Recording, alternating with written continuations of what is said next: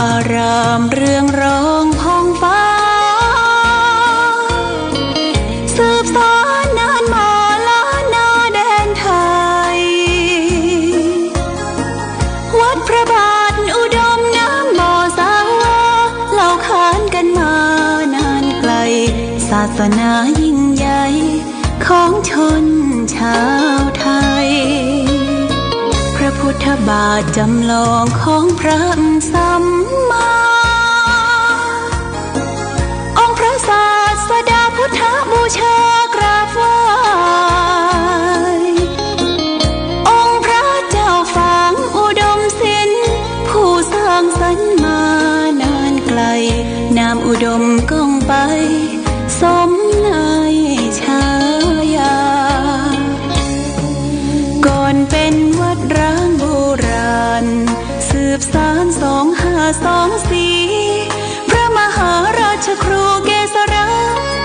ปัญญาปรมาติกาจารย์จากวัดดับภัยเชียงใหม่สืบสานเวลาผ่าน131 ปีนานไกลวัดพระบาทอุดมรุ่งเรืองงามตาเจ้าน้อยบุญทาวงศาข้าหลวงพวงเชียงใหม่ปกครองหัวเมืองฟ้าทุ่มเทแรงกายแรงใจทุกชาติพันธุ์รวมใจรักษามัคคี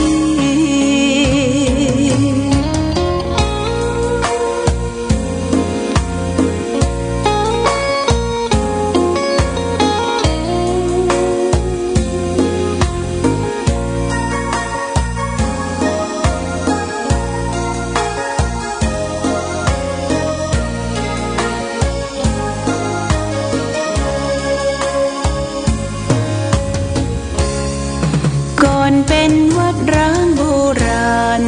สืบสาน2524พระมหาราชครูเกษรา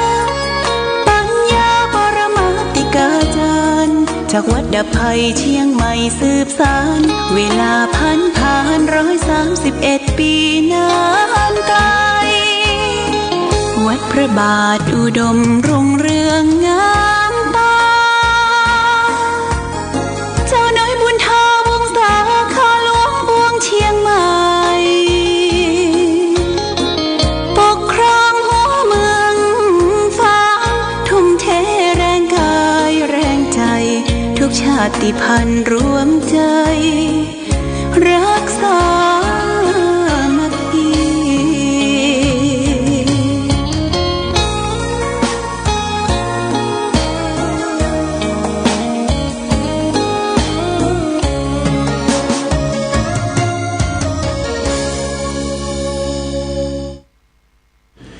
เจริญสุขศรัทธาสาธุชนญาติโยมท่านพุทธบริษัททั้งหลายวันนี้รายการธรรมประทีปส่องต่างก็ได้มาพบปะกับพ่อแม่พี่น้องศรัทธาสาธุชนญาติโยมแห่งครั้งหนึ่งวันนี้เป็นวันพฤหัสบดีที่28เดือนสิงหาคมพุทธศักราช2568ซึ่งตรงกับเดือน10ใต้เดือน12เหนือขึ้น5ค่ำปีมะเสงงูเล็กวันนี้อากาศท้องถิ่นก็ครึ้มฟ้าครึ้มฝนตกลงมาตั้งแต่เมื่อคืนตลอดทั้งคืนตกเป็นสายเป็นใยทำให้อากาศเย็นสบายญาติโยมเย็นสบายฝนตกฝนซึงมาแต่ว่าการสัญจรไปมาลำบากถนนชื้นแฉะไปกาดไปลีเดินไปเดินมาต้องระมัดระวังเกิดอุบัติเหตุนะญาติโยมท่านสาธุชนทั้งหลาย วันที่28คล้ายวันเป็นพระราชสมภพ28กรกฎาคมเพิ่นถือว่า28เนี่ยเป็นวันเกิดของพระวชิรเกล้าเจ้าอยู่หัวรัชกาลที่10พระสงฆ์นิกรปวงชนชาวไทยก็แสดงความจงรักภักดีต่อพระองค์ต่อสถาบัน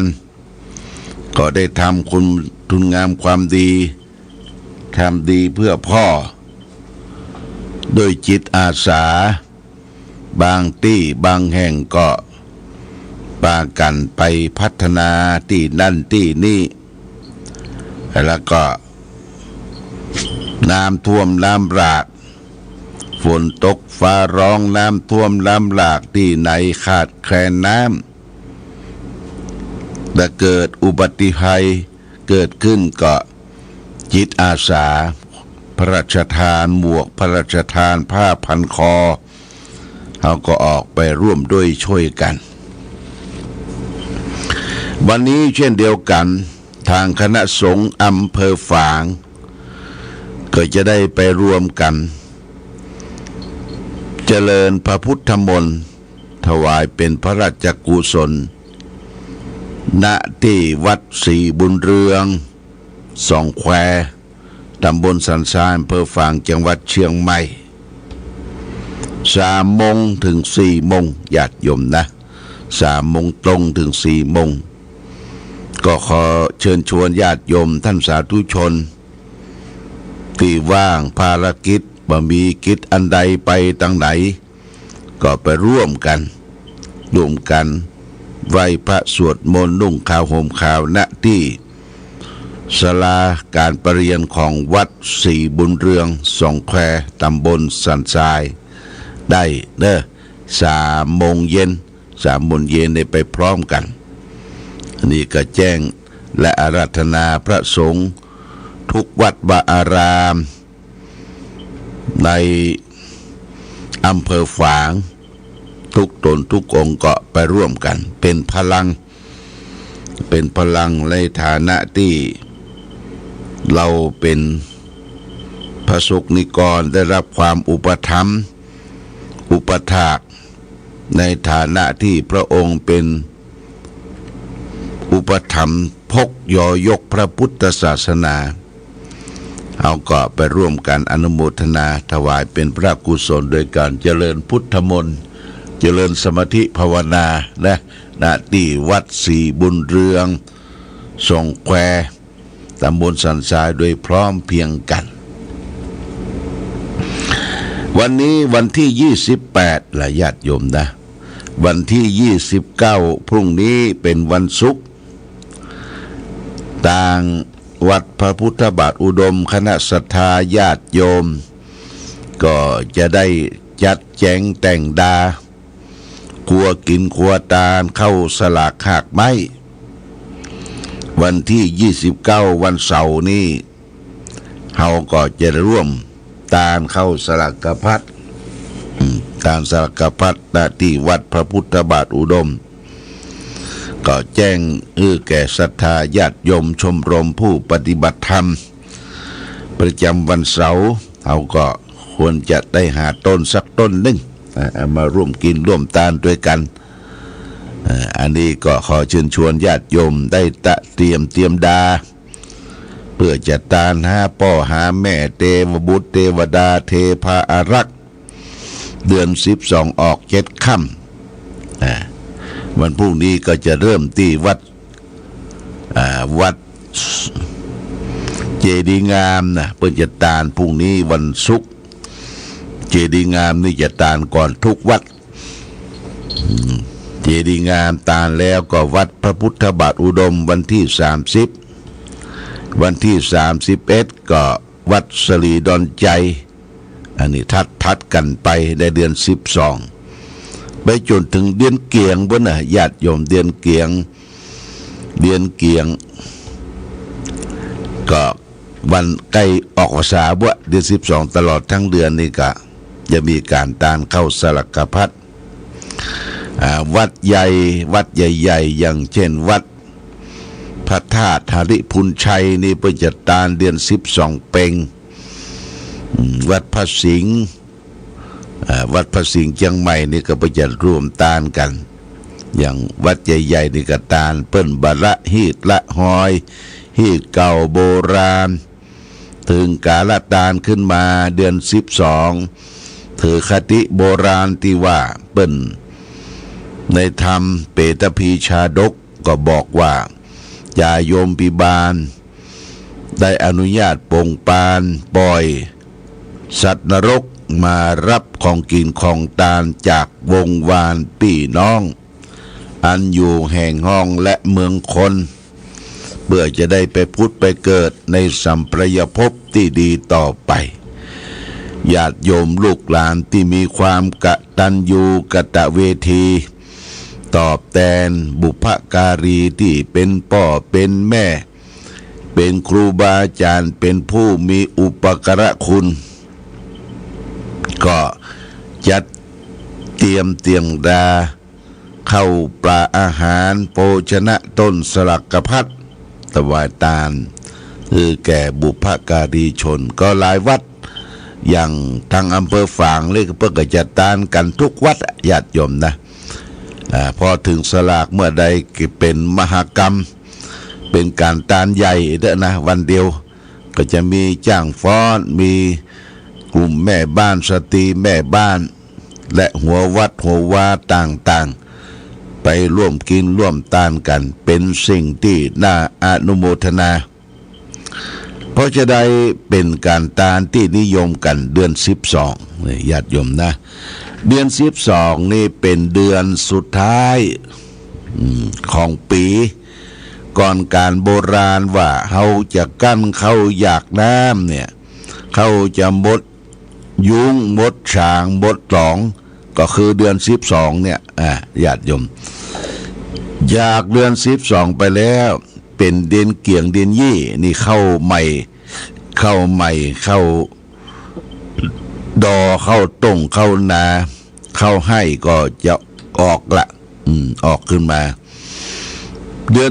12มนุษย์เมืองโคนเฮาก็เป็นการ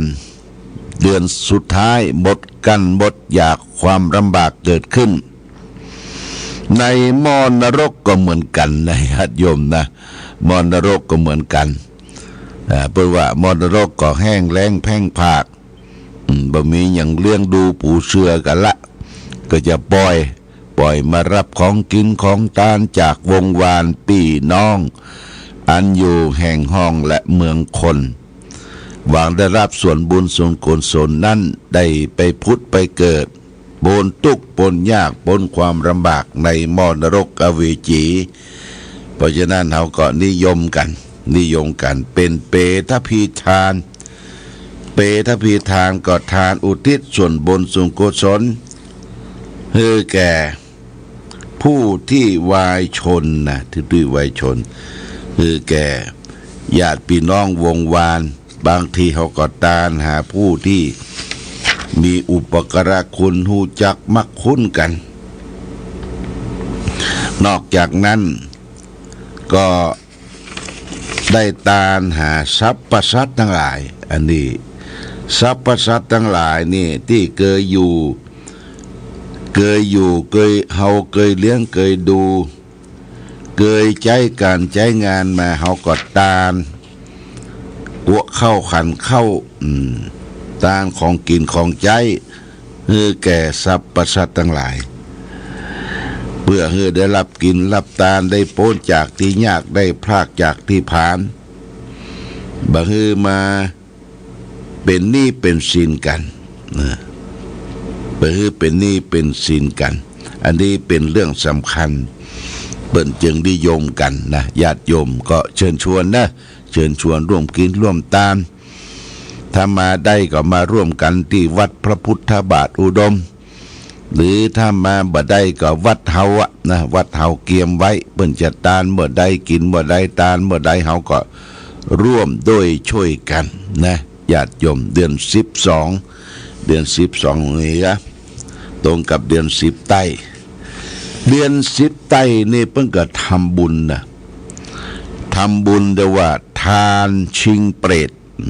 ทานชิงเปรตเที่ยวทางภาคใต้เปิ้นก็ทานข้าวนมถั่วข้าวนมงาข้าวนมตาข่ายแล้วก็ทางภาคกลางเปิ้นจะถวายทานชิงเปรตเรียกว่าตามเป็น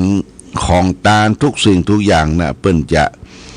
ทานให้แก่ยาจกวะนิพกคนก่อยาจกวะนิพกคนขอที่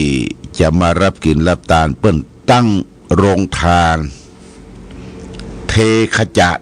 เดี๋ยวว่าเทขจาดญาติโยมเทขจาดคนที่มารับกินรับทานแล้วจะเป็นคนอย่างไรก็ได้เปิดว่าทานด้วยเทขจาดอันนิยมกันทางภาคใต้ทางภาคเหนือเขาก็นิยมกันทานคือพ่อคือแม่ทานคือผู้อุปการะคุณที่ลมหายตายจากไปทานคือตัวเองก็ได้เรียกว่าทานเรื่องว่าเสวยไปต่างหน้าอันนี้ญาติโยมวันนี้ก่อนได้จากกันที่ก็ได้นำสาระธรรมครั้งธรรมนำมาฝากจากพระไตรปิฎก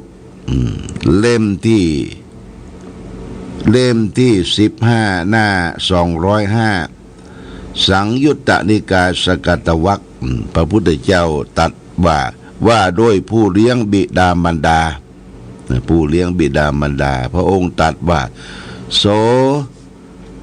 สาตรังปิตรังวาสัจโจธรรมเมนะโปสติตายะนังปริจริยายะมาตาปิตูสุปันติตาติเสวะนังปะสังสันติเปจะสักเคปโมคติปโมทตินะแปลว่าบุคคลใดได้เลี้ยงมารดาบิดาโดยชอบเพราะการบำรุงเลี้ยงบิดามารดานั้นผู้รู้ทั้งหลายย่อมสรรเสริญเขาในโลกนี้เขาละจากโลกนี้ไปแล้วย่อมบันเทิงบนสวรรค์บันเทิงบนสวรรค์การเลี้ยงดูบิดามารดาเป็นการตอบแทนพระคุณผู้มีอุปการะคุณของเราที่เรามีชีวิตอยู่ได้ในปัจจุบันมีครอบมีครัวมีลูกมีหลานก็สืบสานมาจากพ่อจากแม่บรรพบุรุษของเราแต่เราอยู่ได้นี่เราก็ต้องถามประวัตินะญาติโยมถามประวัติพ่อแม่ล้มหายตายจากไปก็ถามคนใกล้ชิดอาจจะเป็นพี่อ้ายตายหัวหรือผู้เฒ่าผู้แก่ที่เคยอยู่ร่วมกันว่าพ่อแม่เฮาดั้งเดิมเกิดจากที่ไหนบ้านไหนมาอยู่เมืองฝางแม่อายชัยประการเมื่อใดและเปิ้นมีไอ้อย่างพ่องติดตัวมาสร้างหลักปักฐานที่นี่เขาจะถามญาติโยมอาตมาก็เคยถามพ่อถามแม่เคยถามพ่อถามแม่ว่าลูกมาจากดังใดเปิ้นก็สืบสายจ่ายเจื้อมาจากปุ้นบ้านล่องแยงแม่แตงนะอย่างแม่นี่มาจากล่องแยงแม่แตงพ่อมาก็จากดงปลันบ้านแม่แตงมาสร้างหลักปักฐานมาบุกเบิกให้นาที่อยู่ที่อาศัยแต่ก่อนนี่ญาติโยม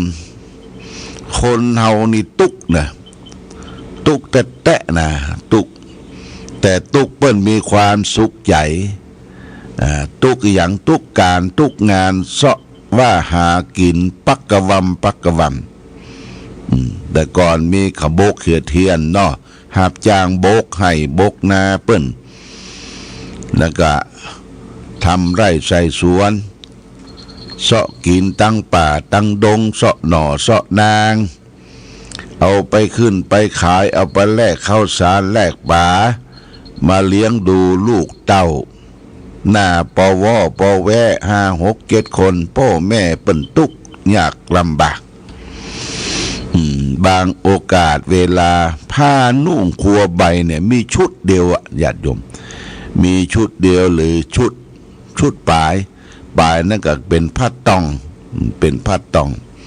ถ้าชุดนี้มันเปียกแล้วก็ต้องเอามาตึงมายังเฮือกับเนี่ยไฟดังไฟแล้วก็เฮือมันแห้งเว่ยๆถึงจะได้นุ่งไปเนี่ยการเนี่ยงานต่อ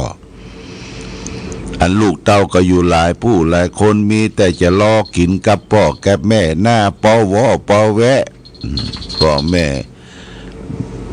ม่ก็ยอมทุกข์ยากลำบากเพื่อลูกเพื่อเต้านี่คือเกิดลูกเต้าขึ้นมาเขานึกถึงบุญบารมีของปิตามารดาเขาเนี่ยญาติโยมต้องถามประวัตินะต้องถามประวัติของพ่อของแม่เขาจะได้รักวงตระกูลของเขารักพี่รักน้องของเขาถ้าทราบว่าวงตระกูลมาจากที่ไหนตั้งใดเป็นวงตระกูลใหญ่เขาก็รีบอยู่ได้ถึงวันนี้กับพ่อแม่เพราะฉะนั้นพระพุทธเจ้าท่านจึงตรัสว่าลูกที่ดีจะต้องมีความกตัญญูกตเวทิตาต่อบิดามารดาต่อบุพการีชนผู้ใดได้เลี้ยงพ่อเลี้ยงแม่ของตนเองผู้นั้นนะนักปราชญ์ท่านผู้รู้ก็มีพระพุทธเจ้าเป็นต้นเป็นประธานเปิ้นยกย่องเทิดทูนว่าผู้รู้ทั้งหลายเนี่ยกล่าวสรรเสริญเขาในโลกนี้ว่าเป็นผู้เลิศประเสริฐ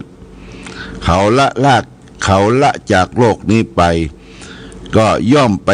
บันเทิงบนสวรรค์นะบนสวรรค์นะญาติโยมอยู่บนสวรรค์จากสวรรค์ไปก็นิพพานบนสวรรค์นะไปอยู่ปุ่นอุดมพูนสุขต่างๆของทุกกิ่งทุกอย่างก็จะเป็นของเนรมิตได้กินหมดอิ่มเบิกบานบนสวรรค์บ่ต้องทุกข์นอกยากลำบากมีวิมานอยู่วิมานบนสวรรค์ได้ไปเกิดเป็นเทวบุตรเทวดาโดยอานิสงส์ได้เลี้ยงบารดาบิดาของตนเองในบั้นปลายชีวิตเพราะฉะนั้นการเลี้ยงบิดามารดาจึงเป็นหน้าที่ของลูกหลานทุกคนหน้าที่นั้นพระพุทธเจ้าฝากไว้ว่ามี5 ประการ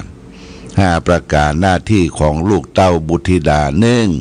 1พ่อแม่เลี้ยงเราแล้วเลี้ยงท่านตอบ2ช่วยพ่อช่วยแม่ทำการทำงาน3ดำรงวงศกุลของพ่อแม่ให้ดี4ให้ประพฤติตนเป็นคนดีสมควรที่จะได้รับทรัพย์สินมรดกตกทอด5เมื่อพ่อแม่ตายตั้งอกตั้งใจทำบุญอุทิศส่วนบุญส่วนกุศลให้แก่ท่านโดยเฉพาะอย่างยิ่งข้อที่5เนี่ยญาติโยมนะสืบสานมาถึงปัจจุบันเราและท่านทั้งหลายก็นึกถึงบารมีของพ่อแม่มีงานใหญ่งานหลวงมีกินมีทานวันสำคัญในทางพระพุทธศาสนา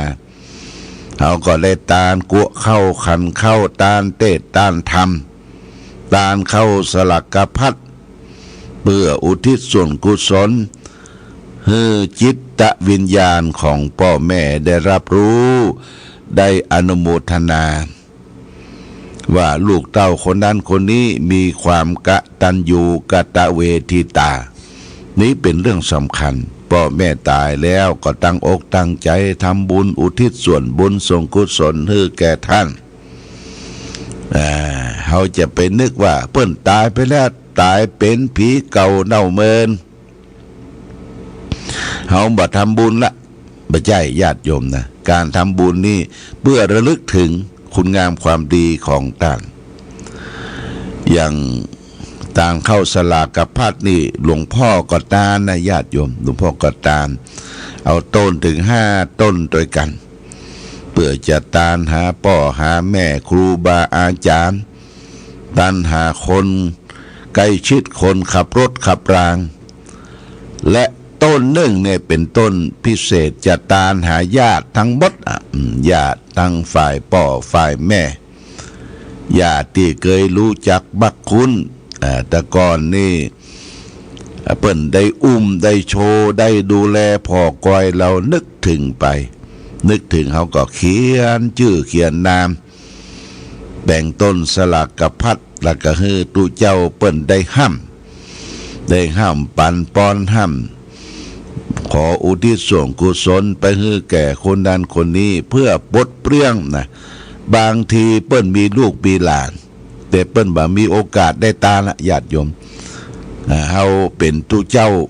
มองหันว่าโอ้อันนี้ควรที่จะทำแต่ก่อนนี้เฮาเป็นละเอกละอ่อนเนี่ยเปิ้นดูแลเนาะเลี้ยงดูปูเสือเราคือความอุปถัมภ์มีอย่างแบ่งมาปันกินแก่บ่อ้ายบ่น้องนี่เฮาก็อย่าไปลืมนะไปลืมญาติโยมอันนี้ฝากไว้ก็กึดตื่นกึดตามต้นสลากพัดกับปีนี้จะตาน5 ต้นจำเพาะส่วนตัวญาติโยมเพาะส่วนตัวแปลง5 ต้นเอามาไว้เรียบร้อยแล้วแล้วก็มีต้นภิกษุสามเณรของวัดพระพุทธบาทอุดมได้แก่จะตานหาเสื้อวัดเสื้อวาครูบาอาจารย์และต้นของขอโทษต้นของคณะครูและนักเรียนโรงเรียนอันนี้ก็จะตานแก่ครูบาอาจารย์ที่เคยมาสอนมาร่ำมาเรียนมาสอนที่วัดพระพุทธบาทอุดมนี่ต้นหนึ่งมีต้นโรงเรียนมีต้นตานหาคนขับรถมีต้นตานหาพ่อหาแม่หาครูบาอาจารย์อันนี้ก็ร่วมกันญาติโยมร่วมกันกินกันตานนี่ฝากไว้เอาละวันนี้รายการธรรมะประทีปส่องตามได้มาพบญาติโยมท่านสาธุชนทั้งหลายก็พอสมควรแก่กาลเวลาขออำลาพาจากญาติโยมท่านสาธุชนไปก่อนรายการธรรมะประทีปส่องตามต้องขอลาก่อนขอผู้ฟังจงตั้งมั่นจิตหันษาด้วยธรรมะขององค์พระพุทธาได้นำพาให้เกิดความสุขสงบเย็นขอเจริญพร